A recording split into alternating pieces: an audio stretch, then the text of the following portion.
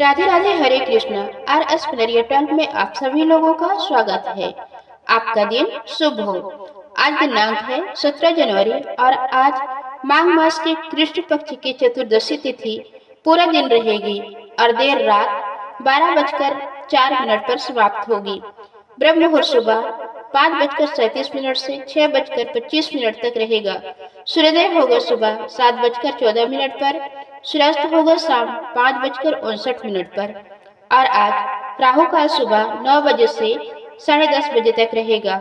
आज भद्रा काल भी रहने वाला है, जो कि शुक्रवार रात 10:21 से शुरू हो चुका है और भद्रा काल की समाप्ति आज सुबह 11:15 पर होगी। भद्रा का वास पाताल लोक में रहेगा और ये पृथ्वी लोक पर अशुभ नहीं होगी। आइए हर दिन की तरह सुनेंगे माघ मास महत्व में आगे की कथा। माघ मास का 14वां अध्याय अत्यंत पुण्यदायी और आध्यात्मिक उन्नति प्रदान करने वाला माना गया है। इस अध्याय में भगवान विष्णु गंगा मैया, प्रयागराज के संगम, व्रत नियम, दान, जप तप तथा मोक्ष की प्राप्ति का गुण रहस्य विस्तार से बताया गया है। यह अध्याय मानव जीवन को पवित्र करने, पापों का नाश करने और संगति देने वाला है। शास्त्रों के अनुसार माघ मास में देवता स्वयं पृथ्वी पर विचरण करते हैं। इस मास में किया गया छोटा सा पुण्य भी अनेक गुना फल देता है। माघ स्नान का अत्यधिक महत्व बताया गया है।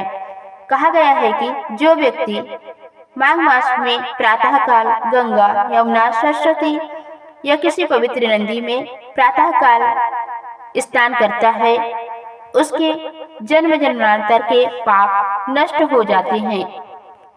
अध्याय 14 में वर्णन आता है कि माघ मास में श्रद्धा, नियम और संयम के साथ किया गया स्नान केवल शरीर की ही नहीं बल्कि आत्मा की भी शुद्धि करता है। यह स्नान मनुष्य को काम, क्रोध, लोभ, मोह और अहंकार से मुक्त करने में सहायक होता है। इस अध्याय में माघ मास की विधि का विस्तार से वर्णन मिलता है। प्रातः ब्रह्म मुहूर्त में उठकर शुद्ध वस्त्र धारण कर भगवान विष्णु और माता गंगा का ध्यान करते हुए स्नान करना चाहिए। स्नान से पूर्व यह संकल्प लेना चाहिए कि हे प्रभु, मेरे अज्ञानवश किए गए सभी पापों का नाश हो और मुझे सद्बुद्धि एवं मोक्ष की प्राप्ति हो। स्नान के पश्चात तिल, अक्षत, पुष्प और जल से सूर्यदेव को अर्घ्य देना चाहिए। इसके बाद भगवान विष्णु का पूजन, जप और ध्यान करना अत्यंत फलदायी माना गया है।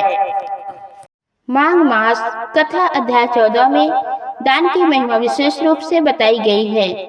कहा गया है कि इस मास में किया गया दान अक्षत फल देने वाला होता है। अन्न, वस्त्र, तिल, घी, कंबल, जूते, छाता और स्वर्ण का दान श्रेष्ठ माना गया है।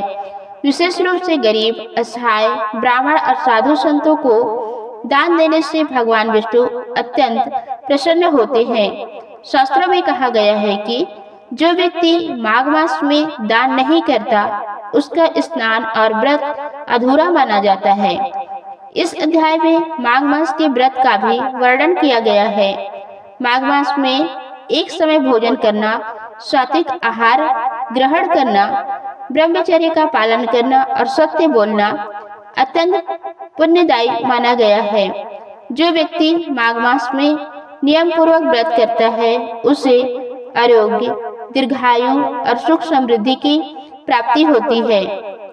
माघ मास कथा अध्याय 14 में जप और भजन का विशेष महत्व बताया गया है।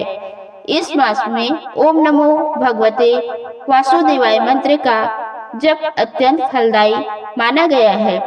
इसके अतिरिक्त विष्णु सहस्त्र नाम, गीता पाठ और हरि नाम संकीर्तन करने से मनुष्य को अपार पुण्य की प्राप्ति होती है।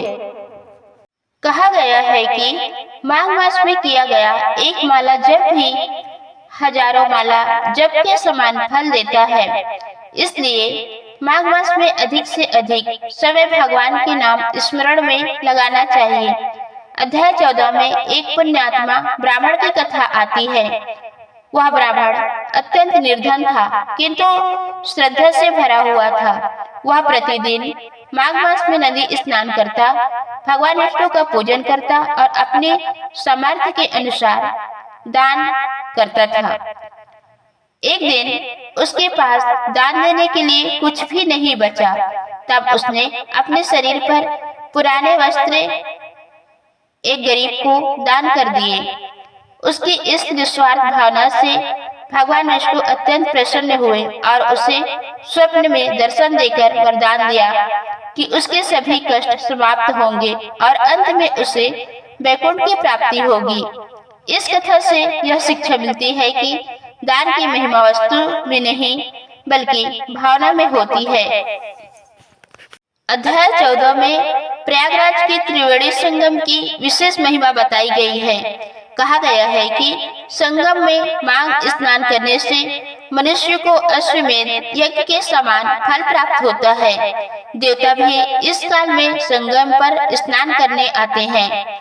इस मास कथा अध्याय 14 का प्रमुख उद्देश्य मोक्ष का मार्ग दिखाता है।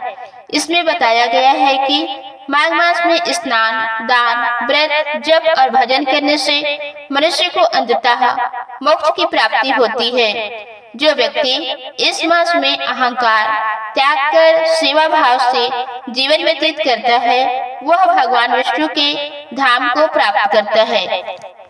माघ मास का 14वां अध्याय हमें सिखाता है कि मानव जीवन केवल भोग के लिए नहीं बल्कि आत्मिक शुद्धि और ईश्वर प्राप्ति के लिए है। माघ मास में किए गए पुण्य कर्म जीवन को धन्य बना देते हैं। इसलिए प्रत्येक मनुष्य को श्रद्धा, नियम और विश्वास के साथ माघ मास का पालन करना चाहिए। यही माघ मास कथा अध्याय 14 का सार और संदेश है। तो दोस्तों, ये थी आज की वीडियो। उम्मीद है आप लोगों को पसंद आई होगी। धन्यवाद।